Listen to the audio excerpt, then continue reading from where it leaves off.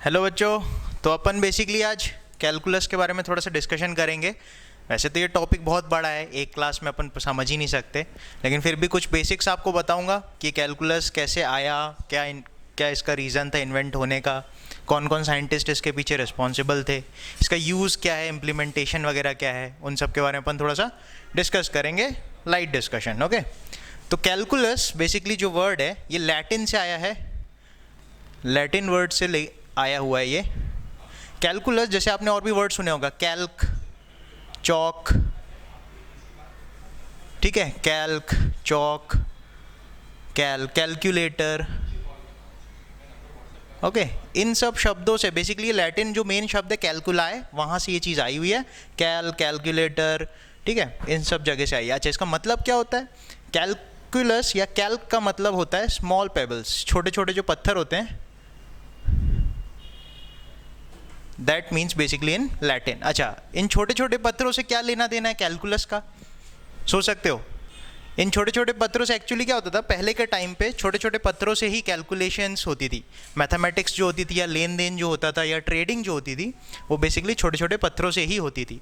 इसलिए Latin time के जो साइंटिस्ट थे, ओके, उन साइंटिस्ट लोगों ने कैल्क जो वर्ड है वहाँ से कैलकुलस वर्ड बनाया, जिसका मतलब होता है small pebbles which was used to do some calculations. ठीक है, तो ये फंडामेंटल है। इसके बाद थोड़ा सा और जब अपन एडवांस टाइम पे जाते हैं, जैसे रोमन टाइम पे, तो उस टाइम पे एक बहुत इंटेलिजेंट व्यक्ति था। उसने क्या किया, इन छोटे छोटे पत्थरों को लेके एक बोर्ड लिया, उसमें एक तार ली, उसमें पत्थर को लगा दिया। तो बेसिकली उधर से आपको अगर थोड़ा थोड़ा आइडिया हो तो कुछ ऐसा एक इंस्ट्रूमेंट तैयार हुआ, जिससे कि फर्दर कैलकुलेशंस करना और इजी हो गया, मल्टीप्लिकेशन, डिवीजन वगैरह और ज़्यादा इजी हो गया, जिसको एबेकस बोला गया है कि नहीं? इसके बारे में सुना होगा काफ़ी सारे लोगों ने। जो मैथमेटिक्स होती है वो एबेकस के थ्रू काफ़ी इजी हो जाती है। तो बेसिकली इसका ओरिजिन लैटिन शब्द से और इस तरीके से धीरे धीरे होता गया। तो अल्टीमेटली पुराने टाइम पे कैलकुलस का मतलब ही कैलकुलेशन होता था, कैलकुलेशन और मैथमेटिक्स।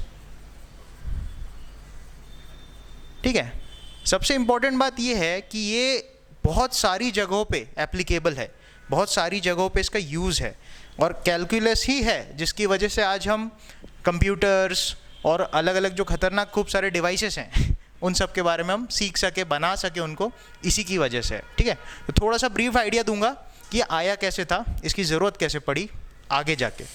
तो जैसे कैलकुलस जो है, एक ही एग्जैक्टली सेम टाइम पे दो डिफरेंट कंट्रीज़ में दो डिफरेंट साइंटिस्टों ने कैलकुलस को इन्वेंट किया, कुछ नया बनाया। इन्वेंट करना मतलब कुछ नया बनाना।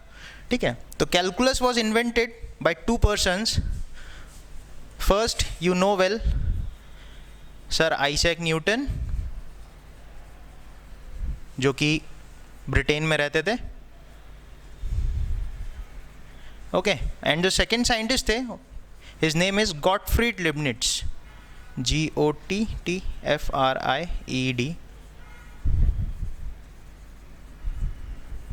Gottfried Leibniz. ओके, तो जो लिबनिट्ज साहब थे ये बेसिकली जर्मनी से बिलोंग करते थे। ओके, सेम टाइम में 1600s के अराउंड में, सेम टाइम में इन दोनों ने कैलकुलस का इन्वेंशन किया।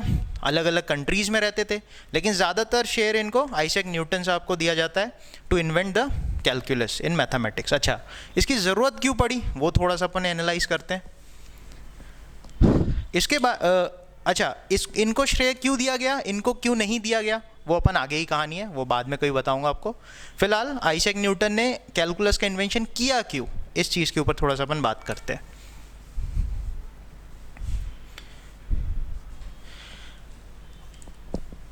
जो आइजैक न्यूटन की स्टोरी आपने सुना ही होगा, आइजैक न्यूटन के बारे में एक स्टोरी है ना, एप्पल वाली। तो आइजैक न्यूटन एक दिन एक ट्री के नीचे बैठे हुए थे, तो उनको क्या हुआ, एक एप्पल गिरता हुआ देखा।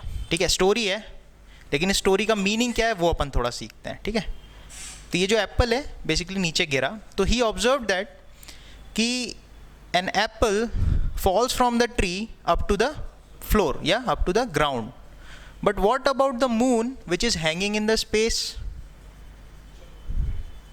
मून क्यों नहीं गिर जाता अर्थ पे, एप्पल क्यों गिर जाता है? थोड़ा सा सोचो, इंटरेस्टिंग है कि नहीं?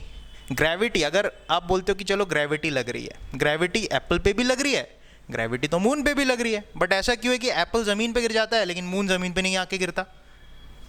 ठीक है, यही सोचने वाली बात है, और यही क्यूरियोसिटी की वजह से आइजैक न्यूटन ने कैलकुलस की तरफ सोचा। ठीक है, अब ऐसा होता क्यों है, उसके लिए उन्होंने ग्रेविटी के लिए एक ग्राफ बताया, कुछ ऐसा।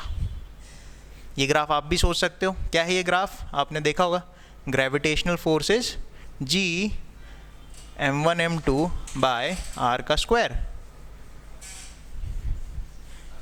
ये वाला आपने पहले भी पढ़ा होगा कहीं पे, है ना? देखा देखा सा लग रहा है। ठीक है, तो अगर मैं x एक्सिस पे डिस्टेंस बनाऊं और y एक्सिस पे मैं फोर्स को बनाऊं, तो you can see that the force of gravity varies with the distance. बोले तो ये फॉर्मूला आपको बताता क्या है? सपोज दो मासेस है आपके पास, सपोज दो स्टोन्स है आपके, या दो बॉल्स है, ठीक है, जिनका मास m1 है और m2 है। ओके, इनके बीच की सेपरेशन जो है वो कुछ r है। ठीक है, तो ये वाला फॉर्मूला या ग्रेविटेशनल फोर्स एक्चुअली लगता कैसे? ग्रेविटेशनल फोर्स किन्हीं भी दो मासेस के बीच में एक्ट करता है। It acts in such a way that it always tends to have an attraction towards the other मास।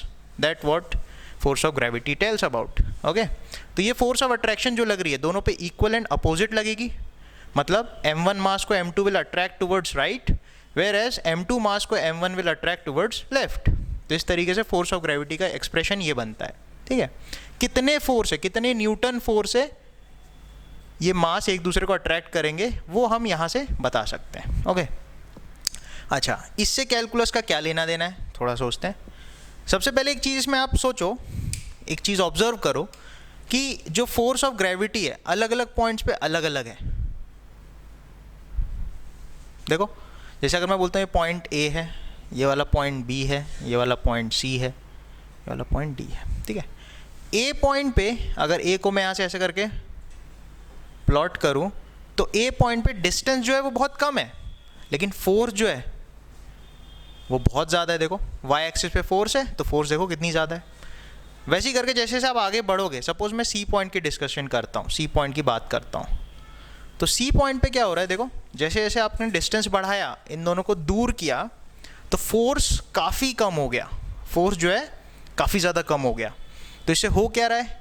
और जैसे फर्दर आप इसको बढ़ाओ तो आप देखोगे कि फोर्स जो है वो और ज़्यादा कम हो गया। ये पॉइंट डी के लिए बात कर रहे हैं अपन, ये सी के लिए कर रहे हैं, और ये ए के लिए कर रहे हैं, ए सी एंड डी।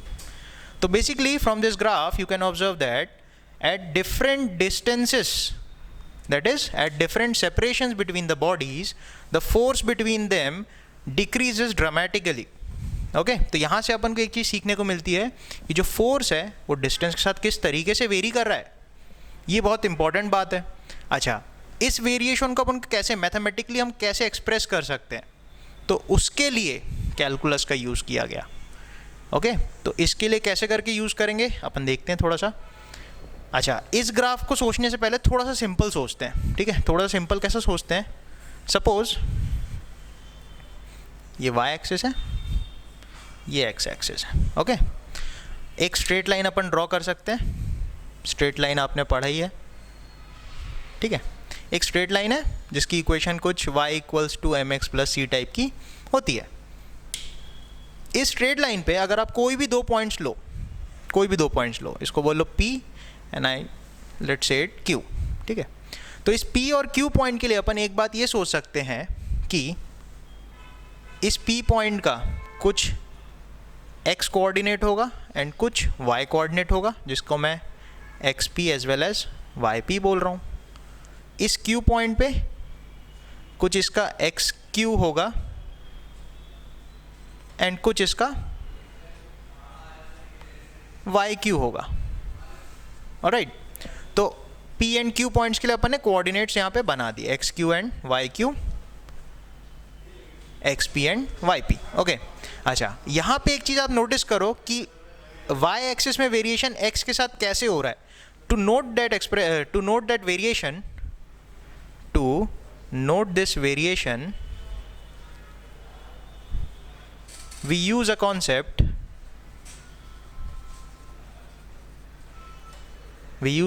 इस वेरिएशन को नोट करने के लिए हम एक कॉन्सेप्ट का यूज करते हैं which is called the gradient. ठीक है, what does this gradient means? This gradient basically means the slope of the line. How it is defined, देखो कुछ इस तरीके से डिफाइन किया जाता है ग्रेडियंट को. सपोज ये एक्स एक्सिस में कुछ सेपरेशन है, तो इस सेपरेशन को अपन बोलते हैं रन, कितना आप आगे भागे. वाई एक्सिस में जो सेपरेशन है, this is known as rise. तो what is the rise upon what is the run, that is defined as the gradient या slope of the line. Slope of the line is rise over run. Rise कितना होगा? Delta y upon delta x. ऐसी तो आप slope लिखते थे, y2 minus y1 upon x2 minus x1. Alright, तो slope जो आप पहले जानते थे, थोड़ा सा उसके बारे में बताया. अच्छा, न्यूटन साहब ने क्या किया, जो ग्रेडियंट कॉन्सेप्ट है, ग्रेडियंट के कॉन्सेप्ट से उनने वेरिएशन को बताया. वेरिएशन मतलब rise over run. How y is varying with respect to x, how y is changing with respect to changing x, that is given by the gradient of this line या slope of the line. okay? अच्छा, अब इस graph में आप थोड़ा सा सोचो, इस ग्राफ में ये तो बहुत ज़्यादा कर्वी है, इसमें स्ट्रेट लाइन तो है ही नहीं. तो how will you define the variation of force with respect to distance then? अगर मैं बोलना चाहता हूँ वेरिएशन ऑफ फोर्स